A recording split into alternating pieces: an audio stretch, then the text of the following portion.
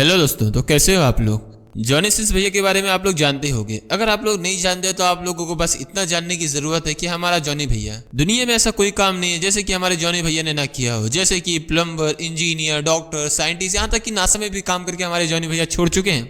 तो बस हमारा एमसी भी ऐसे ही होने वाला है, यानी कि उसके जैसा नहीं, उसका काम वैसा नहीं करेगा जैसे कि जॉनी सिंस भैया बस उसका रोल अदा करते थे, उसके बाद बाकी दूसरे का काम बजा देते थे। और हमारा एमसी यानी कि वो रोल में पूरी तरह से घुस जाएगा, जैसे कि उसके पास हर वो स्किल है जो किसी एक आम इंसान के पास होना तो इम्पॉसिबल ही है।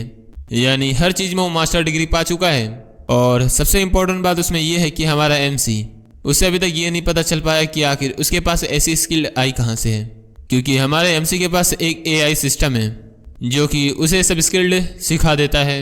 लेकिन इसमें सबसे ज्यादा कमाल का फैक्ट ये है कि हमारे उस एआई को भी नहीं पता है कि आखिर वो इसके अंदर इम्प्लांट कैसे हुआ है, और उसे खुद ही अपने बारे में नहीं पता है कि आखिर वो कहाँ से आया है। ना ही उसे अपनी पिछली मेमोरी के बारे में याद है कि आखिर वो कहाँ से आया है। ना ही हमारे एमसी को उसके बारे में पता है, और ना ही उसे अपनी याददाश्त याद है, और ना ही उस एआई को भी याद है।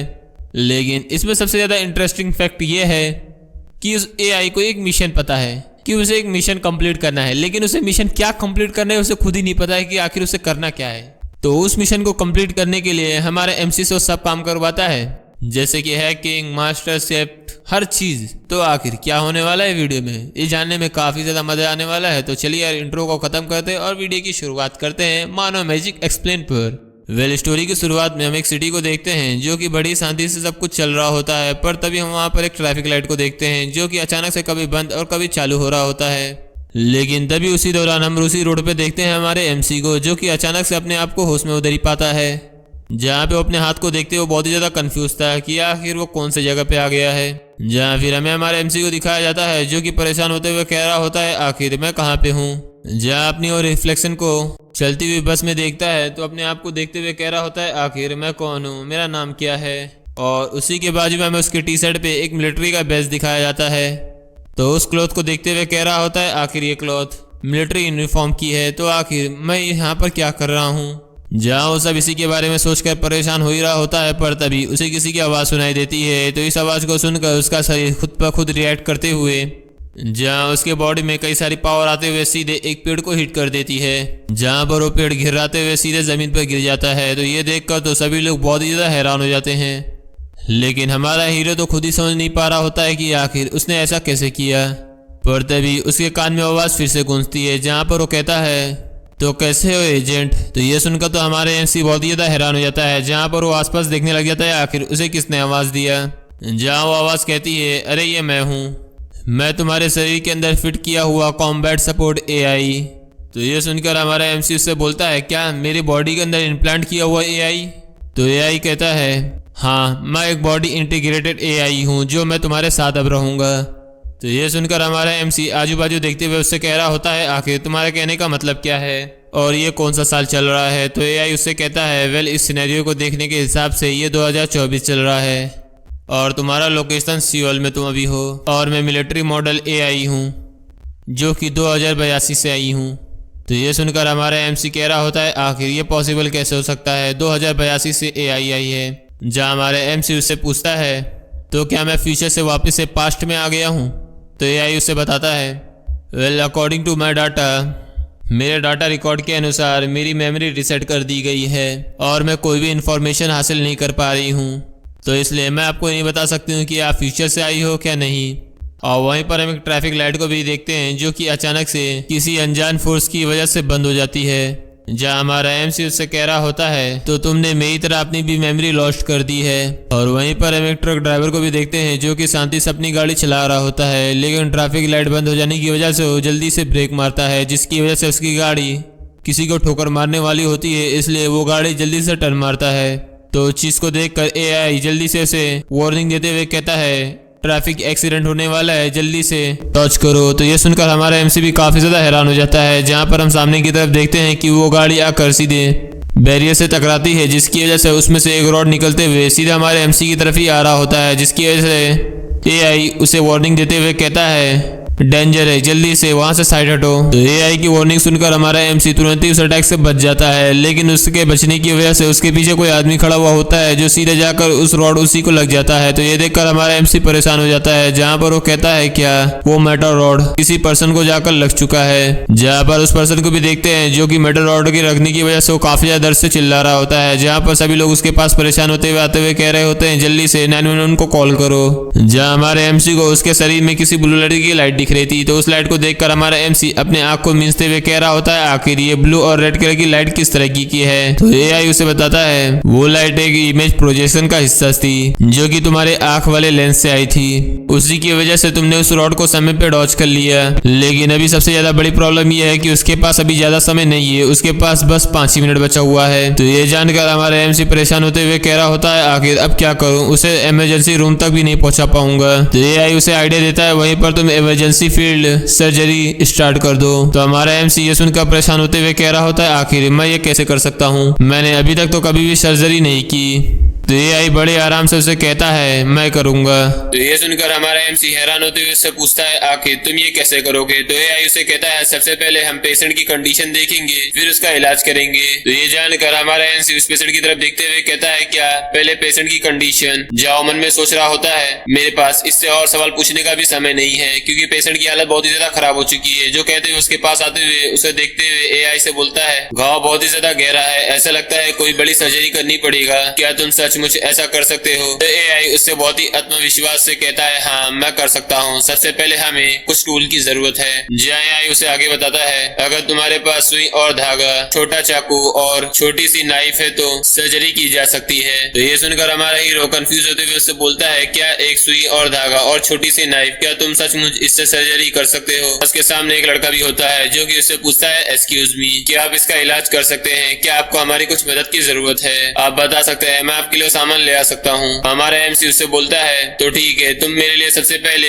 सुई धागा और चाकू और घाव को साफ करने वाला डेटॉल ले आओ। तो ये सुनकर वो बंदा चिल्लाते हुए सभी से कह रहा होता है अगर किसी के पास ये सारी सामान है तो मुझे दे दो फटाक से नहीं। तो उसकी बातें सुनकर वहाँ पर जितने भी लोग होते हैं उनके पास जो भी सामान होता है वो सभी लोग हमारे एमसी को सब सामान देने लगते हैं। लेकिन उसके पीछे सभी लोग ये बात कर रहे होते हैं क्या सचमुच ये बंदा इससे सर्जरी कर सकता है, यह बंदा सचमुच इसका इलाज करना चाहता है या फिर इसे जान से मारना चाहता है। और हमारा एमसी भी उन सभी की बातें सुन रहा होता है लेकिन उन सभी को कुछ नहीं कहता है। जहाँ कुछ ही समय में उसके पास वो सारे टूल आ जाते हैं। जहाँ हमारा एमसी एआई से पूछता है सारे टूल इकट्ठा हो चुके हैं अब बताओ आगे हमें क्या करना है। जहाँ एआई उसे कहता है तुम कुछ समय के लिए अपने हाथ को टेम्परेरी कंट्रोल करने के लिए मुझे दो। तो ये सुनकर हमारा एमसी हैरान होते हुए बोल रहा होता है क्या कुछ समय के लिए कंट्रोल करने दूं। लेकिन उस पेशेंट की हालत देखकर वो मन में सोचते हुए कहता है मैं इसके बारे में पूछना चाहता हूँ कि आखिर ये सब क्या हो रहा है, लेकिन अगर मैंने इसमें और भी समय बिताया तो शायद से ये आदमी इधर ही मर जाएगा। इसलिए हमारे एमसी एआई को अलाउ दे देता है अपने हाथ को कंट्रोल करने के लिए। तो अलाउ देते साथ ही उसका टेम्परेरी कंट्रोल गारंटेड हो जाता है। जहाँ उसका एआई हाथ उसके हाथों को कंट्रोल कर रहा होता है। तो ये देखकर हमारा एमसी भी हैरान होते हुए मन में सोच रहा होता है मेरा हाथ अपने आप ही मूव कर रहा है। जहाँ फिर कुछ ही समय में हमें रोड को दिखाया जाता है जहाँ हमारा एमसी सुई की मदद से उसके घाव को सिलने लग जाता है। लेकिन हमारा एमसी इसी बात से काफी ज्यादा हैरान था क्योंकि उसका हाथ इतने आसानी से मूव कर रहा था जैसे कि उसने ये काम कई बार किया हुआ हो। पर तभी उसे एआई वार्निंग देते हुए कहता है ब्लड कुछ ज्यादा ही लॉस हो रहा है, इसलिए वो अपनी लिमिट तक पहुंच चुका है, इसका सर्वाइवल रेट डिक्रीज हो रहा है। तो ये सुनकर हमारा एमसी भी हैरान होते हुए कह रहा होता है आखिर तुम्हारा कहने का मतलब क्या है, क्या तुम सचमुच इसे सेव कर सकते हो। लेकिन एआई उसे कुछ भी जवाब नहीं देता है। तो ये सुनकर हमारा एमसी घबराते हुए उसे पूछते लग जाता है आखिर तुम मेरे सवालों का जवाब क्यों नहीं दे रहे हो। पर तभी हम देखते हैं कि उसका धागा वहीं पर टूट जाता है। तो ये देखकर हमारा एमसी भी काफी ज्यादा हैरान होते हुए कह रहा होता है क्या मेरा हाथ यहीं पर रुक गया। जहाँ वो चिल्लाते हुए कह रहा होता है हे एआई, बट तभी हम देखते हैं कि उसके शरीर से खून गिरने लगता है। तो ये देखकर तो हमारा एमसी काफी ज्यादा हैरान हो जाता है। जहाँ वो घबराते हुए कह रहा होता है ये बहुत ही ज्यादा बुरा हुआ। और फिर हमें नेक्स्ट सीन में हॉस्पिटल का सीन दिखाया जाता है जहाँ पर सभी लोग चिल्लाते हुए कह रहे होते हैं ये इमरजेंसी पेशेंट है, जल्दी से यहाँ से हट जाओ, इसका कुछ ज्यादा ही ब्लड लॉस हो रहा है, जल्दी से इसे इमीडिएटली रूम में शिफ्ट करो। जहाँ फिर कुछ ही समय में हमें सर्जरी रूम का सीन दिखाया दिखाया जाता है जहाँ से डॉक्टर निकलते हुए लंबी से सांस लेते हुए कह रहा होता है हाँ। जहाँ उसके सामने एक और डॉक्टर खड़ा हुआ होता है जहाँ पर वो उससे पूछ रहा होता है आखिर पेशेंट की कंडीशन कैसी है। तो डॉक्टर बोलता है वो बच गया। तो ये सुनकर वो डॉक्टर उससे कहता है तो बहुत ही ज्यादा अच्छा हुआ, क्या उसकी चोट इतनी ज्यादा गंभीर नहीं थी जितनी हमने सोचा था। तो वो डॉक्टर परेशान होते हुए कहता है नहीं ऐसा नहीं है, बल्कि उसकी चोट तो काफी ज्यादा खतरनाक थी। अगर उसका खून वही सही समय पर रोका नहीं गया होता तो शायद वो एम्बुलेंस में आते ही मरी जाता। उसका उस समय बहुत ही ज्यादा खून बह गया होगा, लेकिन उसने उस समय पहले ही थोड़ा सा खून रोक दिया होगा जिसकी वजह से आज यहीं पर बच गया है। तो ये सुनकर वो डॉक्टर कंफ्यूज होते हुए पूछता है आखिर तो इसमें इशू क्या है। तो ये सुनकर वो डॉक्टर बोलता है इसमें सबसे ज्यादा बड़ा इशू ये है कि उसने सिर्फ साधारण धागे से ही उसके शरीर को सिला था, अंदर बाहर सब कुछ। अगर वो नहीं होता तो शायद मरीज यहाँ तक पहुँचने से पहले ही मारा जाता। तो ये सुनकर तो डॉक्टर भी काफी ज्यादा हैरान हो जाता है, क्या सिर्फ एक साधारण से धागे से उसके शरीर को सिला गया, आखिर पॉसिबल भी कैसे हो सकता है। जहाँ डॉक्टर और भी ज्यादा हैरान वाली बात बताता है और वो टाके इतने सामान और एकदम सही निशाने पे लगे हुए थे जैसे कि किसी एक सिलाई मशीन ने लगाए हुए हैं। तो ये सुनकर तो डॉक्टर को उसकी बात पर विश्वास ही नहीं हो रहा था। जहाँ वो कहता है आखिर तुम ये क्या रेडिकुलस वाली बातें कर रहे हो। तो डॉक्टर उसे बताता है वेल मुझे भी यकीन नहीं हुआ था लेकिन ये सच है। तभी हमें एक नए कैरेक्टर को दिखाया जाता है जो कि आते हुए सभी को गुड मॉर्निंग बोलता है, जहाँ पर वो अपना इंट्रो देते हुए कह रहा होता है मैं डिटेक्टिव पार्क कीजून हूँ जो कि इस पेशेंट का चार्ज ले रहा हूँ। तो ये सुनकर डॉक्टर बोलता है अभी पेशेंट की हालत ठीक है, आप एकदम सही समय पर आए हो। जहाँ डॉक्टर उससे आगे पूछता है ये बात क्या सच है कि सर्जरी उसकी सड़क पर हुई है। डिटेक्टिव भी उनको जवाब देते हुए कह रहा होता है हाँ ये सब बात सच है। मैं भी ये बात सुनकर तो बहुत ही ज्यादा सरप्राइज हो गया था। जब मैंने अपना इन्वेस्टिगेशन उन सभी लोगों से किया तो उन लोगों ने मुझे यही बताया कि हाँ मैंने ये सुना कि वो चाकू के लिए चिल्ला रहा होता है, लेकिन उसे चाकू नहीं मिला तो उसने बॉक्स कटर का इस्तेमाल करते हुए उसके शरीर को काटा। तो ये सुनकर तो वो डॉक्टर तो काफी ज्यादा हैरान होते हुए कह रहे होते हैं क्या आखिर पॉसिबल भी कैसे हो सकता है कि बॉक्स कटर से उसके शरीर को काटा गया। और वो डिटेक्टिव जिसे इस बात का जरा सा भी आइडिया नहीं था कि आखिर ये काम कितना ज्यादा मुश्किल था, जहाँ पर उन दोनों से पूछता है क्या ये एक काफी ज्यादा मुश्किल काम था। तो वो डॉक्टर उसे चिल्लाते हुए कहता है हाँ बिल्कुल ये काफी ज्यादा मुश्किल सर्जरी थी, ये ऐसी सर्जरी है जैसे कि कोई इसे सड़क पर चलता हुआ इंसान कभी नहीं कर सकता। पर वो डॉक्टर कंफ्यूज होते हुए उससे पूछ रहा होता है क्या तुम्हें सचमुच ऐसा लगता है कि किसी इंसान के शरीर को बॉक्स कटर से ऐसा काटा जा सकता है। डिटेक्टिव बोलता है वेल मैंने अपनी इन्वेस्टिगेशन अच्छे से किया, वहाँ सभी लोगों ने मुझे यही गवाही दी। तो ये सुनकर वो दूसरा वाला डॉक्टर उससे पूछता है तो फिर आखिर सुई का क्या हुआ,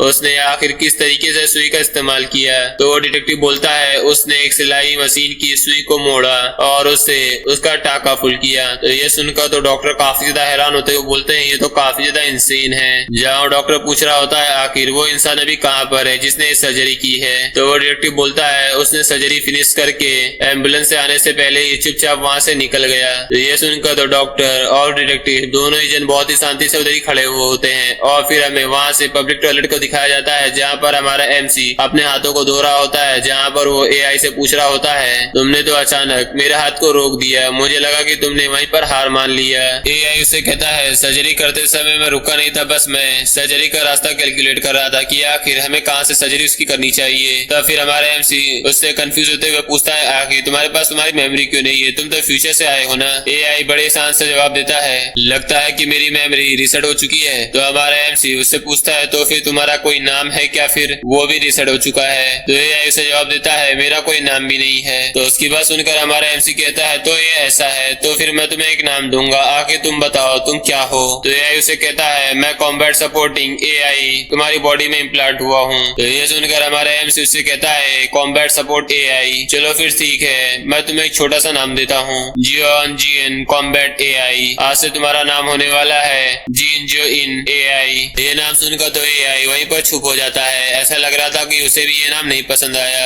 एआई को कुछ न बोलता हुआ देखकर हमारा एमसी उससे पूछता है अरे तुम बोल क्यों नहीं रहे हो। तो एआई उसे जवाब देता है मैं अपना नाम जॉन जिन सेट कर रहा हूँ, लेकिन अगर आपको कभी भी मुश्किल हो तो आप इस नाम को कभी भी बदल सकते हो। तो फिर हमारा एमसी मुस्कुराते हुए मजाक में कहता है ठीक है अगर कभी मूड बदला तो मैं तुम्हारा नाम ब्लैक फायर ट्राई कर रखूंगा। तो उसकी बात सुनकर एआई उसे मना करते हुए कहता है नहीं जॉन जिन नाम काफी अच्छा है। से इतने जल्दी रिस्पॉन्स देता हुआ देखकर हमारा एमसी हंसते हुए कहता है तुमने तो काफी जल्दी रिस्पॉन्स दे दिया। पर बाथरूम से बाहर निकलते हुए हमारे एमसी की नजर अपने हाथ में बनी हुई वॉच पर पड़ जाती है, जिसकी वजह से वो एआई से पूछता है आखिर ये अर्थ यूनियन क्या है। तो एआई जवाब देता है ये चिन्ह अर्थ यूनियन की स्पेशल यूनिफॉर्म है। तो ये सुनकर तो हमारा एमसी सोच में पड़ जाता है, जहाँ पर वो उससे पूछता है अगर तुम 2082 से आए हो और मैं एक स्पेशल फोर्स एजेंट हूँ जिसकी याददाश्त चली गई है, तो फिर मैं 2024 में क्या कर रहा हूँ। एआई जवाब देता है, मुझे इस जवाब को देने के लिए तो मेरे पास कुछ भी इंफॉर्मेशन नहीं है। तो ये सुनकर तो हमारा एमसी भी थोड़ा सा उदास हो जाता है, जहाँ पर वो उससे कहता है क्यों ना तुम इंटरनेट पर सर्च करके कुछ ढूंढो। तो एआई जवाब देता है ऐसा नहीं हो सकता। तो ये सुनकर तो हमारा एमसी थोड़ा सा कंफ्यूज हो जाता है, जहाँ पर एआई उसे बताता है अगर मैं इंटरनेट से कनेक्ट होऊंगा तो शायद से मैं हैकिंग का शिकार हो सकता हूँ, इसलिए मैं हैकिंग से बचने के लिए डाटा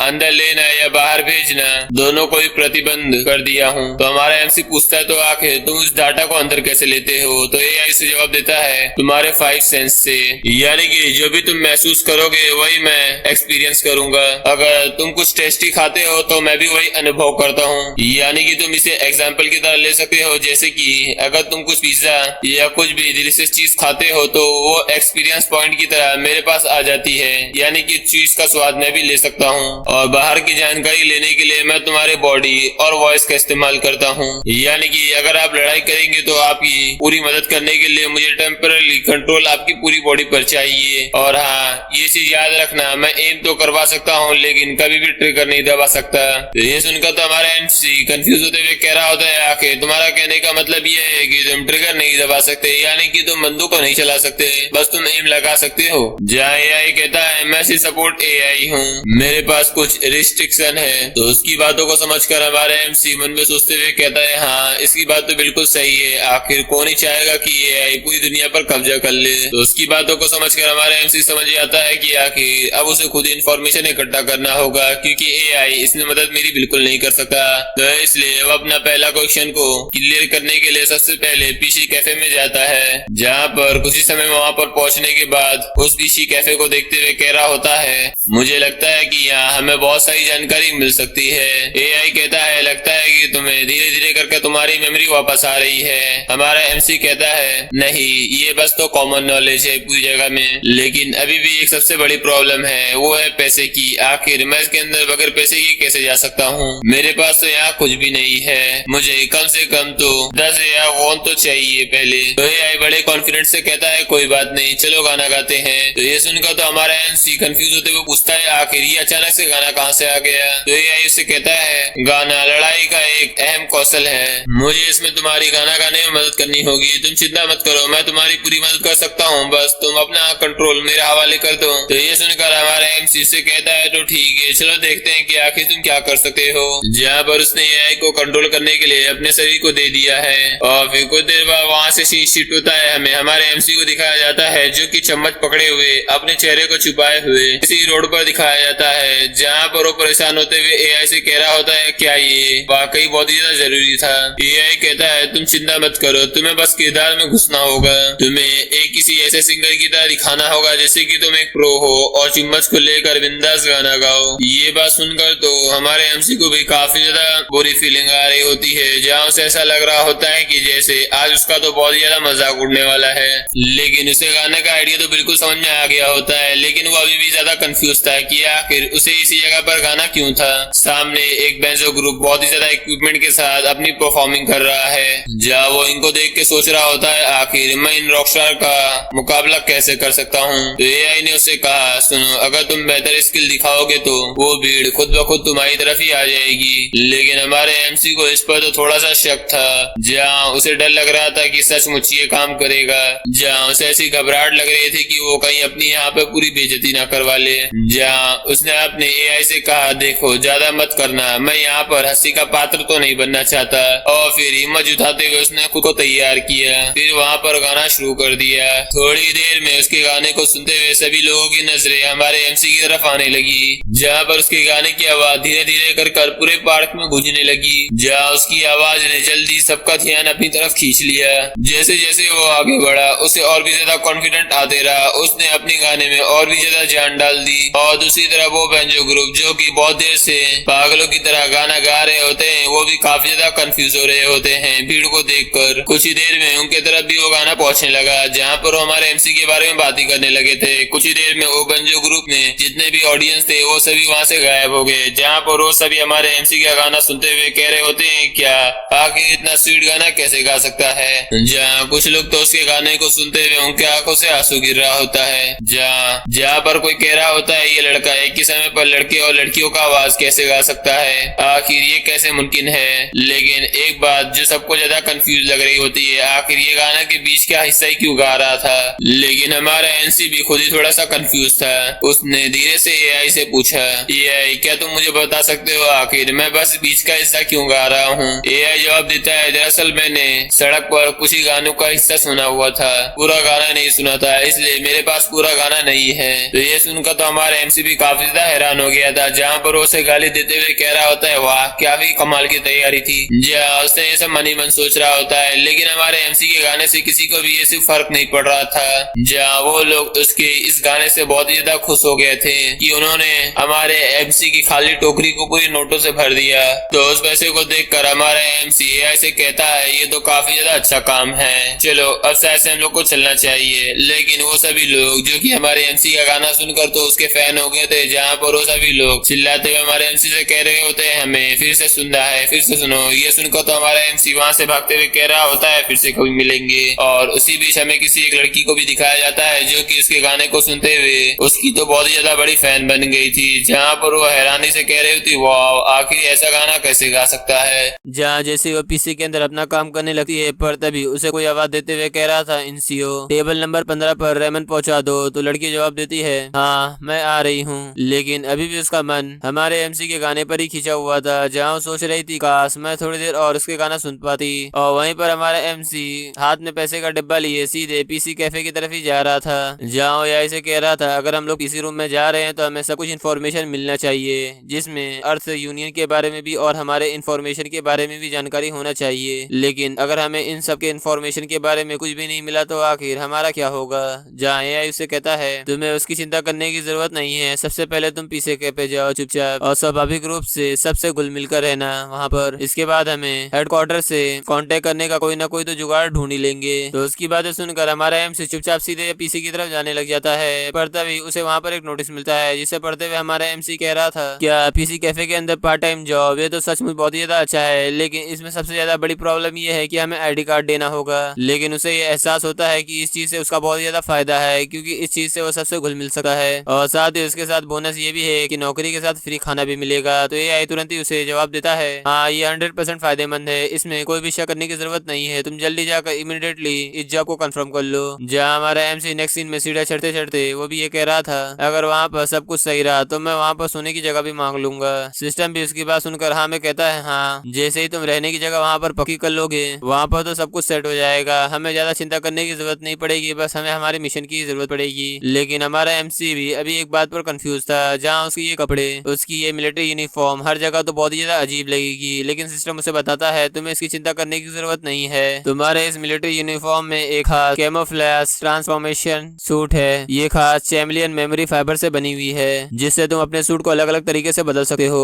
और तुम चाहो तो अपने कपड़े को कई रूप में अलग अलग कर सकते हो, जिससे जोड़कर तुम एक नए लुक में भी बना सकते हो। तो हमारा एमसी भी ये बात सुनकर खुश होते हुए कह रहा था, वाह ये तो किसी स्पाई एजेंट जैसा लग रहा है। जहाँ वो इस सूट को ट्राई करने का फैसला करता है, जब हमें वहाँ पर रोशनी दिखाया जाता है और फिर जैसे हमारे एमसी का नया लुक दिखाया जाता है, वो तो किसी एक देसी वाले स्टाइल में दिख रहा था। तो ये देखा तो सिस्टम भी उससे कुछ नहीं कहता है, क्या ये कपड़ा सही है, मैंने उन सिंगर को भी ऐसे ही कपड़ा पहनते हुए देखा था। लेकिन एआई तो उसके लुक को देखकर उसे कुछ बोलने के लायक ही नहीं बचा हुआ था। पर तभी हम देखते हैं दो लोग जो पीसी कैफे के अंदर जा रहे होते हैं, पर तभी उन लोगों की नजर हमारे एमसी की तरफ पड़ती है, जिसे देखकर तो उन लोगों के तो सिट्टी पिट्टी गुल हो जाते हैं। जहाँ पर वो दोनों हमारे एमसी से अपना चेहरा छुपाते हुए चुपचाप घबराते हुए पीसी कैफे के अंदर चले जाते हैं। ये देखा तो हमारा एमसी भी उन्हें देखते हुए कह रहा था, क्या ऐसा लगता है कि वो लोग मेरे ये लुक देखकर थोड़ा सा घबरा गए। तो ये जवाब देता है, हाँ ये पॉसिबल हो सकता है। तो हमारा एमसी कहता है, तो फिर ठीक है, मैं अपने कपड़े यहाँ पर बदल लेता हूँ, मैं ऐसे ही इन लोगों के सामने तो नहीं जा सकता। कुछ समय बाद वो अपना कपड़ा चेंज कर लेता है, जो कि एकदम सादे लुक में था। जहाँ एआई उससे कहता है, ये बिल्कुल सही है, क्योंकि तुम कोई एक स्पेशल एजेंट हो, तो इसलिए तुम्हारा ये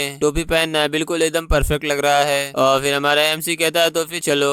जहाँ कुछ ही देर में वो लोग पीसी कैफे के अंदर आ जाते हैं, जहाँ हमारा एमसी आसपास नजर डाल ही रहा होता है, पर तभी उस जहाँ पे एआई वहाँ के सारे सीन को स्कैन करने लग जाता है। वहाँ 96% लोग सिर्फ गेम खेलने पे डूबे हुए थे और 4% लोग बस बैठकर वहाँ पर खा रहे थे।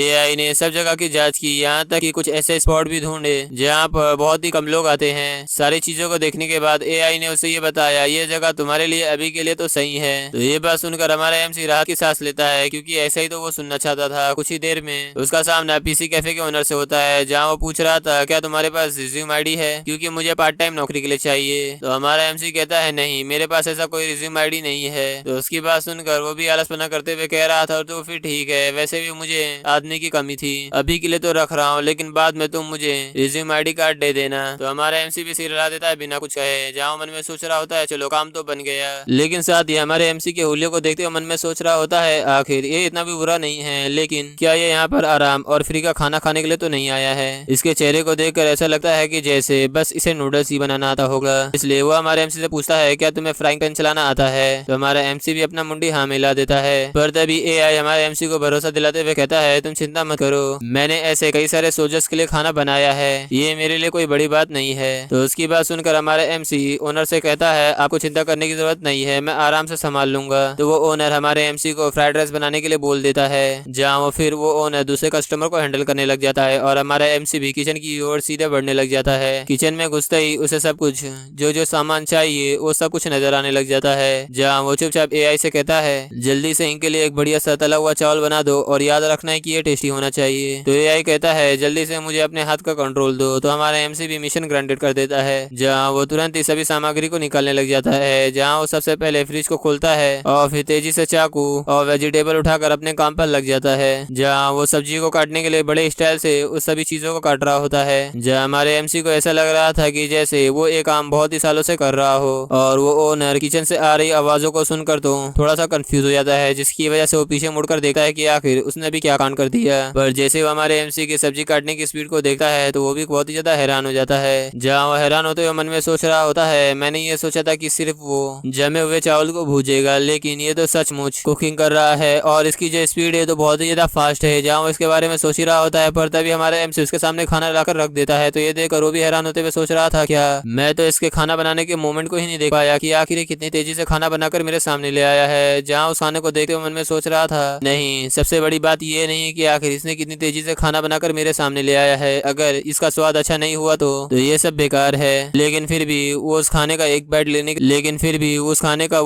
लेने के लिए तैयार हो जाता है। जहाँ वो जैसे एक बाइट लेता है, जहाँ हमारा एमसी सोच रहा होता है अगर मैंने सचमुच इस डिश को खराब कर दिया तो शायद आज मैं यहाँ पर तो नहीं टिक पाऊंगा। जहाँ वो बड़े सीरियस एक्सप्रेशन से बस उस चावल को चबा रहा होता है, जहाँ वो चम्मच को रखते हुए कह रहा था ऐसा नहीं होगा। इतना कहने के बाद वो खुश होते हुए नाचते हुए कह रहा था वाह भाई, आखिर तुमने क्या खाना बनाया है, तुम तो यहाँ के सभी शेफ को टक्कर दे सकते हो, आखिर तुम आए कहाँ से हो भाई। जहाँ पर वो खुश होते हुए कह रहा था खाने का टेस्ट इतना ज्यादा अच्छा था जैसे कि मुझे लगा कि मैं किसी पब में हूँ। पर तभी हमें इंसो को भी दिखाया जाता है, जो कि वहाँ आते हुए कह रही थी अंकल आखिर आप क्या बात कर रहे हैं, दिन के बीच में शराब पी रहे हैं। पर तभी वो ओनर हमारे एमसी को इन्हों से इंट्रोड्यूस करवाते हुए कह रहा था ओ ये मेरी भतीजी है चाय यूनसियो, अब तुम दोनों एक साथ यहाँ पर काम करोगे तो इसलिए यहाँ पर मिलजुल कर रहना। लेकिन यूनो की नजर हमारे एमसी पर पड़ती है, वो भी हैरान होते हुए कह रही थी आखिर ऐसा कैसे हो सकता है, पक्का तुम वही सिंगर हो ना जो कि अभी बाहर रोड पे गा रहे थे। तो ये सुनकर हमारा एमसी भी हैरान होते हुए कह रहा था आखिर ये मुझे कैसे जानती है। जहाँ यूनो उससे पूछती है आखिर तुम ऐसी आवाज के साथ इस पीसी रूम में पार्ट टाइम जॉब क्यों कर रहे हो।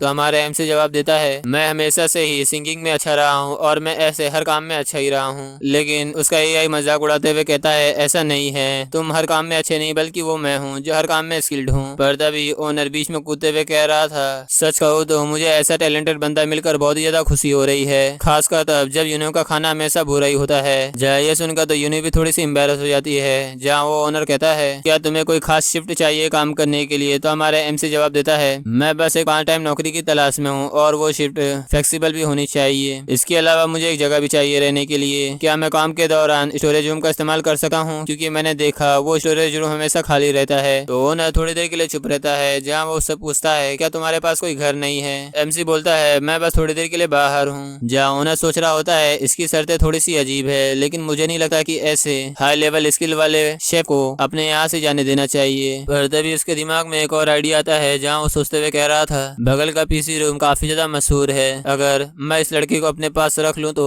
शायद खाने की वजह से मेरा भी पीसी कैफे मशहूर हो जाए। जाओ मैनेजर हमारे एमसी को नौकरी देने का वादा करता है और साथ ही में उसे स्टोरेज रूम में रहने की जगह भी देता है और मुफ्त का खाना दोपहर और शाम का भी, और 1 हफ्ते बाद उसकी पगार दुगनी। लेकिन ये तभी होगा जब तुम अपने खाने से मेरी सेल्स को इंक्रीज करोगे। इसकी वजह से हमारे एमसी की आंखों में तो चमक आ जाती है। जहाँ वो सोच रहा होता है ये तो मेरे लिए काफी ज्यादा अच्छा मौका है, वो बिना कुछ सोचे समझे इस डील के लिए सहमत हो जाता है। पर तभी उसी पीसी के अंदर 2 लोग आते हैं जो कह रहे होते हैं ओह मैं तो बहुत ही ज्यादा थक गई, चलो क्यों ना हम पहले खाना खा लेते हैं उसके बाद गेम खेलेंगे। जा उसके साथी ने कहा क्यों ना चलो हम इधर ही खाना खा लें। तो उस लड़की ने बोला हाँ क्यों ना खा लेते हैं, लेकिन इस पीसी कैफे का खाना इतना ज्यादा अच्छा नहीं होता है। पर तभी वहाँ कोई उसे बुलाते हुए कह रहा था एक्सक्यूज मी। जहाँ हमारा एमसी उनसे कह रहा था खाना अच्छा है या बुरा आपको बगैर खाए यहाँ पर ऐसा कुछ नहीं कहना चाहिए। जहाँ कुछ ही देर में हमारा एमसी उन लोगों के लिए खाना बनाने लग जाता है। जहाँ यूनो और उसका अंकल दोनों ही हमारे एमसी के खाने को लाल टपकाते हुए देख रहे थे। जहाँ हमारा एमसी कहता है जल्दी से प्लेट लाओ, यूनो भागते हुए आ रही होती है प्लेट लेके, और पीसी का ओनर हमारे एमसी के इस कला को देखकर तो काफी ज्यादा इंप्रेस हो जाता है। जहाँ वो ओनर यूनो से कह रहा था डिश लेकर जल्दी से ग्राहकों के पास जाओ। यूनो भी खुशी से झूमते हुए प्लेट को लेकर वहाँ से चल पड़ती है। और वहीं दूसरी तरफ वो दोनों अभी भी खाने की क्वालिटी के ऊपर ही बहस कर रहे थे।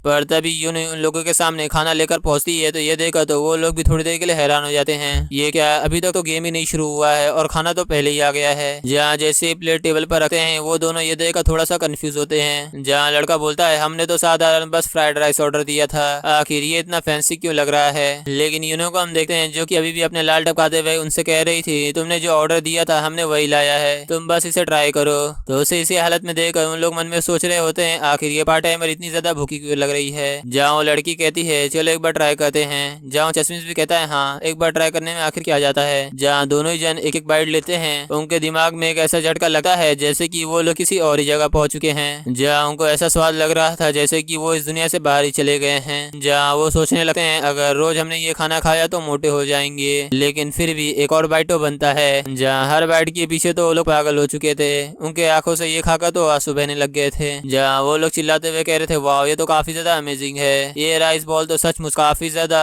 गर्म है, चलो हम लोग एक बार इसे और ऑर्डर करते हैं। जिस आवाज को सुनकर वहाँ पर जो सभी बैठे हुए गेमर्स थे वो भी काफी ज्यादा कंफ्यूज होते हुए आपस में बात करते हुए कह रहे थे क्या इनका खाना सचमुच बहुत ही ज्यादा अच्छा है, चलो एक बार क्यों ना हम भी ट्राई करें। जहाँ कोई कहता है 2 फ्राइड राइस प्लीज यहाँ पर लाना, और एक और आदमी कहता है मेरे लिए भी। जहाँ नेक्स्ट सीन में देखते हैं यूनो भागते हुए सीधे अपने अंकल के पास आते हुए कह रही थी अंकल एक बहुत ही ज्यादा बड़ी प्रॉब्लम हो चुकी है, 12 लोगों ने एक साथ ही फ्राइड राइस को ऑर्डर दिया है। ये सुनकर तो उसकी आंखें तो बाहर ही निकल गई थी, वो चिल्लाते हुए कह रहा था क्या 12 लोगों ने एक ही साथ फ्राइड राइस को ऑर्डर दिया। जहाँ वो मुड़ते हुए हमारे एमसी से पूछ रहा था क्या तुम ये सब नए ऑर्डर को हैंडल कर सकते हो। तो ये सुनकर हमारा एमसी परेशान होते हुए पीछे की तरफ मुड़ते हुए एआई से पूछ रहा था क्या तुम 12 लोगों का खाना हैंडल कर सकते हो उसी टेस्ट की तरह जैसे तुमने पिछली बार बनाया था। तो एआई उससे कहता है हाँ बिल्कुल, टेक्निकल फील्ड में मुझे ऐसा डिजाइन किया है कि मैं एक साथ कई सारे लोगों के लिए खाना बना सकता हूँ। तो उसकी बात सुनकर हमारा एमसी खुश होते हुए कहता है तो फिर ठीक है, तो चलो हम लोग एक साथ 15 लोगों के लिए खाना बनाते हैं। जहाँ में कुछ ही समय बाद जोरदार रोशनी का सीन दिखाया जाता है। उसके बाद 3 घंटा बीत जाते हैं। जहाँ मैनेजर खुश होते हुए कह रहा था आखिरकार तुम्हारा नाम क्या है। जहाँ वो खुशी होते हुए हमारे एमसी से कह रहा था तुमने तो कमाल ही कर दिया, सिर्फ 3 घंटे में हमारे खाने के सेल तो आसमान छू चुके हैं। तो हमारा एमसी उससे पूछता है तो क्या फिर ठीक है, 1 हफ्ते बाद मेरी दुगनी सैलरी हो जाएगी। तो वो ओनर हमारे एमसी से खुश होते हुए कह रहा था ऑफ कोर्स, मैं कभी भी अपने बातों से पीछे नहीं हटा, तुम बस ऐसे ही करते रहो। फिर वो हमारे एमसी से पूछता है लेकिन आखिर तुम्हारा नाम क्या है। तो उसकी बात सुनकर हमारा एमसी कुछ देर के लिए सोचता है, फिर उससे बोलता है ना कांग इन। तो ओनर कहता है ठीक है कांगिंग, मैं तुम्हारे लिए स्टोरेज रूम साफ करवा देता हूँ। और वही हम यूनी को भी देखते हैं जिसकी हालत तो बहुत ही ज्यादा खराब हो गई थी सिर्फ लोगों को खाना सर्व करने में। जहाँ फिर वो हमारे एमसी से कहता है तो फिर ठीक है कांग इन, मैं यहाँ से जा रहा हूँ क्योंकि मुझे कुछ सामान भी लाना है। जहाँ उसके जाने के बाद एआई हमारे एमसी से पूछ रहा होता है क्या तुमने जो उसको नाम बताया है वो सच में तुम्हारा ही नाम है। तो हमारा एमसी से बताता है नहीं, वो तो बस मेरे मुंह से निकल गया।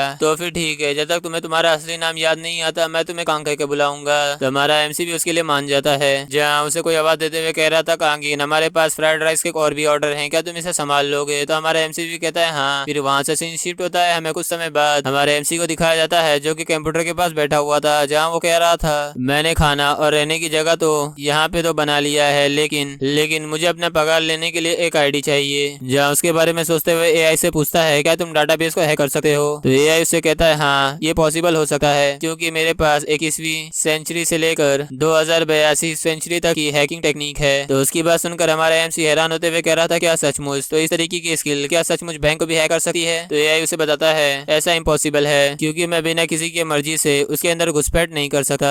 यानी कि अगर उसे किसी के बैंक को हैक करना है तो उसकी सहमति लेनी पड़ेगी। तो उसकी बात सुनकर हमारा एमसी निराश होते हुए कहता है, मैंने बेफोकट में ही ऐसी उम्मीदें लगा ली। जहाँ वो फिर एआई से कहता है, तो फिर अगर मैं 2024 में यहाँ पर घुसपैठ कर रहा हूँ तो तुम मेरे लिए क्या कोई पहचान बना सकते हो? तो एआई उससे कहता है, तुम अपने हाथ को मेरे कंट्रोल में दे दो, मैं जरूर कर लूंगा। तो हमारा एमसी भी परमिशन ग्रांटेड कर देता है। उसी समय मैं कोरिया गवर्नमेंट वेबसाइट को हैक कर लेता है, और जबकि एआई सब कामों में लगा हुआ था, जिसकी वजह से हमारा एमसी भी थोड़ा सा उबने लग जाता है, जहाँ उसकी वजह से उसे नींद आने लग जाती है। पर तभी एआई उसे कहता है, तुम जाके रहो क्योंकि मुझे विजुअल डेटा चाहिए। लेकिन तभी एआई उसके सामने कुछ और चीज रख देता है, जिससे देखकर तो हमारा एमसी बहुत ही ज्यादा हैरान हो जाता है। जहाँ हम सामने देखते हैं कि उसकी आईडी कार्ड पहले से ही बनी हुई होती है, जहाँ उसका नाम तो कांगिनी होता है और उसका फिंगरप्रिंट भी हमारे एमसी के साथ मैच कर रहा था। तो ये देखकर हमारा एमसी हैरानी से पूछ रहा था, आखिर ये पॉसिबल भी कैसे हो सकता है? अगर मैं 2082 का स्पेशल एजेंट हूँ तो आखिर 2024 में मेरा कोई वर्जन कैसे हो सकता है? जहाँ वो ऐसे कहता है, क्या तुम ये देख सकते हो कि 2024 में अर्थ यूनियन है कि नहीं? जहाँ एआई तुरंत ही 2024 में अर्थ यूनाइटेड फोर्स के रिकॉर्ड को खंगालने लगा है। जहाँ कुछ समय बाद एआई उसे बताता है, इस समय तो अर्थ यूनियन के रिलेटेड कोई भी डाटा नहीं है, और अब तो ये मामला और भी ज्यादा उलझ जाता है। जहाँ वो हैरान होते हुए कह रहा था, तो इसका मतलब यही है कि मैं एक ही समय पे 2024 और 2082 में मौजूद हूँ। आखिर ये पॉसिबल भी कैसे हो सकता है? जहाँ एआई उसे बताता है, हम बिना किसी सही इन्फॉर्मेशन के कुछ भी नहीं कर सकते। तो हमारा एमसी उससे कहता है, तो फिर ठीक है, हमें इस डेटा में और भी ज्यादा रिसर्च करनी चाहिए, शायद इससे मेरे रिलेटेड कोई सुराग मिल जाए। सिस्टम उसकी बात सुनते हुए तुरंत ही हाँ बोल देता है, जहाँ उसके बारे में और भी ज्यादा जानने लग जाता है। कुछ ही देर बाद हमें उसकी सारी इन्फॉर्मेशन मिल जाती है, जहाँ हमें उसके बारे में पता चलता है। जहाँ हमारे एमसी का नाम तो कांगिन बताया गया है, और एज की बात करें तो अभी हमें नहीं पता चला है कि आखिर उसकी एज क्या है, और वो अभी यूनिवर्सिटी ग्रेजुएट हो चुका है, और वो अभी फॉर्मर एडमिनिस्ट्रेटिव ऑफिसर है, और उसका कोई भी कार्ड यूज नहीं हुआ है पिछले 2 सालों से, और ना ही वो सोशल मीडिया पर एक्टिविटी कर रहा है, और ना ही उसने अपना कोई भी पेंशन कंट्रीब्यूट किया है किसी में भी। और बात करें अभी तो वो अभी अनएम्प्लॉय है। तो अनएम्प्लॉय के बारे में सुनकर हमारा एमसी भी थोड़ा सा निराश हो जाता है। लेकिन तभी उसे एआई बताता है, यूएनसीओ यहाँ पर आ रही है।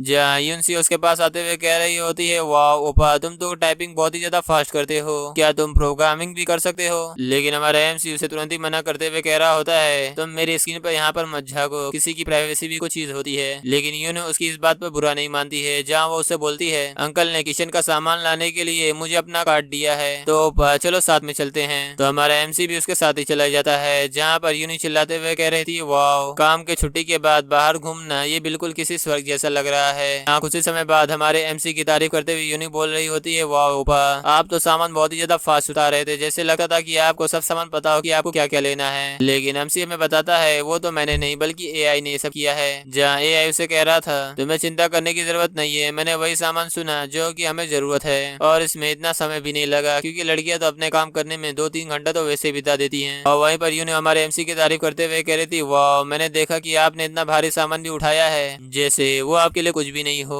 जहाँ वो हमारे एमसी के मसल को टच करते हुए कह रही होती है, ऐसा लगता है कि आपके मसल तो स्टील के बने हुए हैं। लेकिन एआई हमारे एमसी से कह रहा था, देखो ये तुमसे फ्लर्ट कर रही है। लेकिन हमारा एमसी तुरंत ही उसे मना कर देता, नहीं ऐसा नहीं है। तो यूनी भी हंसते हुए कह रही थी, हाँ हाँ ये सही है, ये किसी स्टील जैसा नहीं है बल्कि किसी मेटाफोर जैसा है। जहाँ वो कुछ ही समय में इसके बारे में बात करते करते पीसी कैफे में पहुंच जाते हैं। जहाँ ये देखकर यूनी परेशान होते हुए कह रही होती है, अरे हम लोग तो बहुत ही ज्यादा जल्दी आ गए हैं, क्यों ना हम लोग वापस जाकर कॉफी पी के आते हैं? हमारा एमसी कहता है, नहीं ऐसा बिल्कुल नहीं करना है, क्योंकि ये तुम्हारे अंकल का कार्ड है। तो यूनी भी हंसते हुए बोल रही होती है, तो फिर आखिर क्या होगा, क्योंकि वो तो मेरे अंकल हैं। लेकिन हम देखते हैं कि वहीं पर उसका किसी से ठोकर लग जाता है, जिसकी वजह से वो पीछे चिल्लाते हुए आ जाती है। जहाँ वो दोनों बंदे कह रहे होते हैं, हे तुम चलते हुए थोड़ा सा ध्यान से देखो, नहीं तो तुम्हें बहुत ही ज्यादा चोट लग सकती है। हमारा एमसी भी उसे घूरने लग जाता है। जहाँ एआई उसे वार्निंग देते हुए कह रहा होता है, दुश्मन का पता चला है, क्या तुम अपने कॉम्बैट मोड में स्विच करना चाहते हो? तो उसकी बात सुनकर हमारे एमसी से कुछ भी जवाब नहीं देता है। लेकिन हम यूनी को देखते हैं, जिसकी वजह से तो बहुत ही ज्यादा रोने लग जाती है। जहाँ वो रोते हुए चिल्लाते हुए कह रही होती है, मुझे माफ कर दो,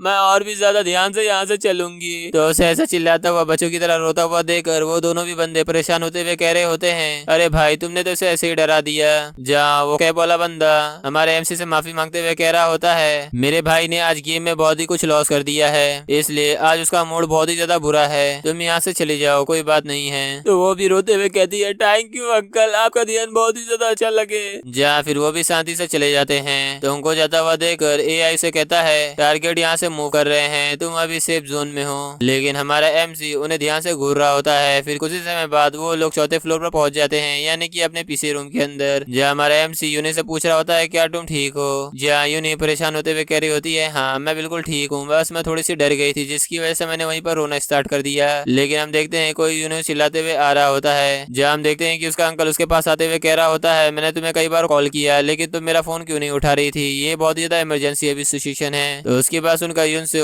हैरान होते हुए पूछ रही होती है आखिर क्या हुआ, मामला क्या है अंकल। जहाँ वो उसे बताता है इंटरनेट अचानक से बंद हो गया है जिसकी वजह से हर कोई घबरा गया है। हमने सर्विस सेंटर में भी कॉल किया लेकिन वो अभी 1 घंटे में आएगा। तो ये बात सुनकर यूनसु भी परेशान होते हुए कह रही होती है ओ गॉश ये तो बहुत ही ज्यादा बुरा हुआ, आखिर अब हम क्या करेंगे। जहाँ हमारा एमसी भी उनकी बातें सुन रहा होता है, जहाँ आ चुके से एआई से कह रहा होता है क्या ये सब इसलिए हुआ है क्योंकि हम लोग गवर्नमेंट के सर्वर को हैक करने की कोशिश कर रहे थे, कहीं किसी हैकर ने तो हमें ट्रैक तो नहीं कर लिया। तो एआई से कहता है 2020 की टेक्नोलॉजी इतनी ज्यादा एडवांस नहीं है कि वो हमें ट्रैक कर सके। लेकिन हमारा एमसी उसकी बात ना सुनते हुए उससे कह रहा होता है नहीं हमें एक बार चेक कर लेना चाहिए, शायद से वो लोग हमें ट्राई कर रहे हों। तो एआई से कहता है तो फिर ठीक है, इस केस में हम लोगों को सबसे पहले बेस सर्वर की चेकिंग करना चाहिए। तो उसकी बात सुनकर हमारा एमसी उस ओनर से पूछता है बॉस आखिर सर्वर कहाँ पर है। तो उसकी बात सुनकर कैफे का ओनर थोड़ा सा कंफ्यूज होते हुए कह रहा होता है वो तो अभी काउंटर पे सर्वर है, लेकिन आखिर तुम ये क्यों पूछ रहे हो। तो हमारा एमसी जवाब देता है क्योंकि मैं एक बार ट्राई करना चाहता हूँ उसे फिक्स करने के लिए। हमारा एमसी कुछ समय बाद उस चीज को चेक करते हुए हैरानी से कह रहा होता है क्या ये सचमुच ये इंटरनेट का कैफे है। जहाँ जारविस उसे बताता है यहाँ पर एक प्रोग्राम इंस्टॉल किया गया है जो कि किसी भी जानकारी को चुराने के लिए डिजाइन किया गया है। हैकिंग प्रोग्राम और सिक्योरिटी प्रोग्राम का आपस में एक दूसरे से टकराव हुआ जिसकी वजह से इंटरनेट डाउन हो गया। लगता है इस कैफे का इंटरनेट सर्वर टेस्टिंग के लिए इस्तेमाल किया गया है। तो हमारा एमसी जल्दी से उससे बोलता है तो जल्दी से ये पता करो कि आखिर हैकर कौन है। एआई तुरंत ही उसकी बात सुनकर अपने काम में लग जाता है। कुछ ही देर में वो हैकर के लोकेशन को पता लगा लेता है, जहाँ एआई उसे बताता है हैकिंग से बचने के लिए उसने 7 अलग अलग जगह का ट्रेस का इस्तेमाल किया है जिससे वो लोग जाने कि हम लोग उसे नहीं पकड़ पाएंगे, जिनमें से 6 जगह तो विदेश की है लेकिन एक जगह पास में ही है। तो उसकी बात सुनकर हमारा एमसी कहता है तो इसीलिए उन्होंने इसका टेस्टिंग करने के लिए पास के कैफे को चुना जिसकी वजह से इसका सर्वर डाउन हो गया। लेकिन आखिर वो लोग इतने पास में क्यों होना चाहिए, क्या उन्हें प्रोग्राम को इंस्टॉल करने के लिए उनको खुद वहाँ पर रहना जरूरी है। तो एआई उसे कहता है हाँ बिल्कुल सही। लेकिन तभी हमारे एमसी के दिमाग में उन दोनों का ख्याल आता है जो अभी उन दोनों से कुछ ही समय पहले मिला था, जहाँ वो सोच रहा होता है क्या शायद से ये वो दोनों लोग हो सकते हैं